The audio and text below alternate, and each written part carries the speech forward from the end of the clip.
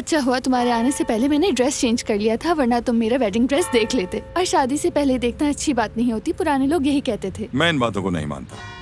اچھا چلو ریسٹورینٹ چلتے ہیں لنچ کے لیے. کیا تم مجھ سے اس لیے ناراض ہو کہ آج میں نے کچھ زیادہ ہی خرچ کر لیا؟ نہیں ایسی بات نہیں، بس میں تھوڑا تھکا ہوا ہوں. خرچ کی فکر مت کرو، یہ تو تمہارا حق ہے میری جان. میری بیوی کو اپنی شادی پر سب کچھ بہترین ملنا چاہیے. تو پھر میں اپنی دوستوں کو اپنی شادی پر کیوں نہیں بلا سکتی؟ تم نے تو اپنے دوستوں کو بلایا ہے.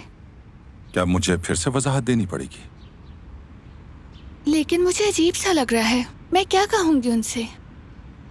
پہلی بات، جو میرے دوست ہیں وہ تمہارے بھی دوست بن جائیں گے. اور دوسری بات، ہم شادی کی تقریب نہیں کریں گے. کیا مطلب کہ تقریب نہیں کریں گے؟ مطلب کہ ہم صرف کورٹ میرج کریں گے اور 1 مہینے کے لیے کہیں باہر ہنی مون پر جائیں گے. پورے مہینے کے لیے؟